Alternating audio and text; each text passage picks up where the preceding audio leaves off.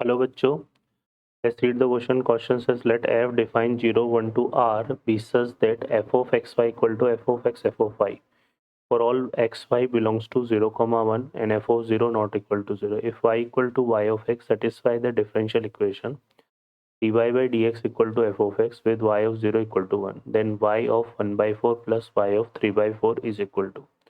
Option है 4, 5, 3, 2. Solve करते हैं बच्चों क्वेश्चन को. इस क्वेश्चन के लिए जो की कॉन्सेप्ट है वो देख लेते हैं यहाँ से हम.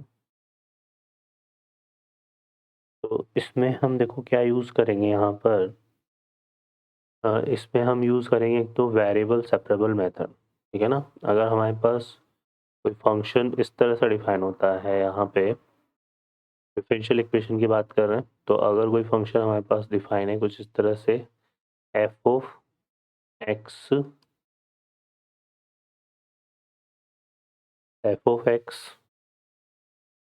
F of Y equal to D Y by D X की फॉर्म में. तो वेरिएबल सेपरेबल मेथड में हम क्या करते हैं, y के फंक्शन को y के साथ लेते हैं इस तरह से. ठीक है. और जो x का फंक्शन है उसको x के साथ लेते हैं और फिर दोनों तरफ इंटीग्रेशन कर देते हैं. तो ये जो प्रोसेस होता है इसको वेरिएबल सेपरेबल मेथड बोलते हैं. इसी को यूज़ में लेंगे. सॉल्व करते हैं क्वेश्चन को.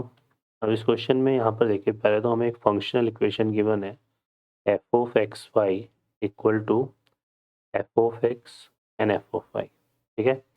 और यहाँ पर जो एफ है वो डिफाइन कर रहा है क्लोज इंटरवल 0, 1 टू आर. ठीक. तो यहाँ पर देखें जो x और y है वो किसको बिलोंग करेंगे, इसी इंटरवल को बिलोंग करेंगे 0 to 1 को, है ना. तो यहाँ पर हम इसको सॉल्व करते हैं. सॉल्व करने के लिए क्या करते हैं, सबसे पहले पुट कर देते हैं इसमें x equal to Y equal to 0. तो ये कितना आएगा f ऑफ 0 और ये f ऑफ 0 मिलके क्या हो जाएगा f स्क्वायर 0.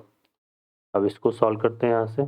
तो ये क्या आएगा देखो यहाँ से f square 0 minus F of 0 equal to 0. इसमें से एफ ऑफ 0 को हम कॉमन ले लें तो यहाँ से आएगा F of 0 minus 1 equal to 0. तो यहाँ से देखो क्या बचा, एक तो आ गया एफ ऑफ 0 इक्वल टू 0 और एक आ रहा है F of 0 equal to 1. Question हमसे यहाँ पे बोल रहा है F of 0 not equal to 0. तो एफ ऑफ 0 इक्वल टू 0 तो कंसिडर करेंगे नहीं, तो एफ ऑफ 0 इक्वल टू हम क्या कंसिडर करेंगे 1. ठीक है. तो ये चीज़ हमारे पास आ गई. अब अगेन हम क्या करते हैं यहाँ पे डिफरेंशियल इक्वेशन को, सॉरी जो फंक्शनल इक्वेशन है उसको कंसिडर करते हैं. तो F of X Y equal to क्या है F of X F of Y. इसमें हम क्या करते हैं यहाँ पर पुट कर देते हैं y equal to 0. Y equal to 0 put करेंगे तो ये क्या बनेगा एफ ऑफ 0, यहाँ पे आएगा एफ ऑफ एक्स, ये कितना हो जाएगा एफ ऑफ 0. एफ ऑफ 0 की वैल्यू क्या है 1 है, तो यहाँ पर हम पुट कर देते हैं.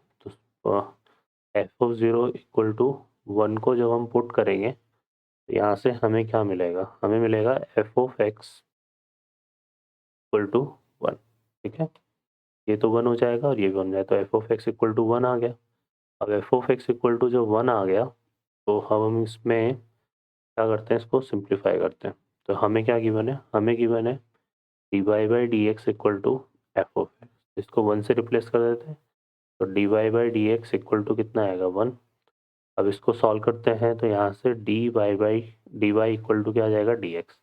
दोनों साइड क्या करते हैं इंटीग्रेशन कर देते हैं. ठीक है. तो ये कितना हो गया y equal to x plus c. ठीक है ना. डी वाई का y हो गया, डी एक्स का x और कांस्टेंट हमने लगा दिया.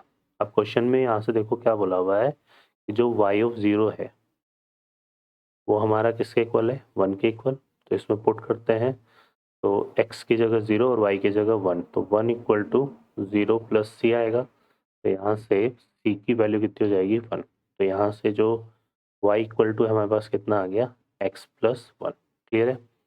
तो ये आ गया. इसको हम इस फॉर्म में भी लिख सकते हैं कि ये जो y ऑफ x है ये हमारा क्या हो गया x प्लस 1 हो गया. अब क्वेश्चन हमसे क्या पूछा है, हमें फाइंड करना है y of 1/4 plus y of 3/4. तो y ऑफ 1/4 तो कितना हो जाएगा, ये हो जाएगा 1/4 प्लस 1 और ये हो जाएगा 3/4 प्लस 1. ठीक है। तो यहाँ से कितना आएगा, ये बनेगा 4/4 +1 तो यहाँ से आएगा 1 + 1 + 1 जो कि किसके इक्वल होगा 3 के। तो ये इसका आंसर होगा। ओके बच्चों, तो ऑप्शन अगर हम देखें तो कौन सा करेक्ट हो जाएगा, बी ऑप्शन। ओके बच्चों, I hope you understand well, best of luck, thank you.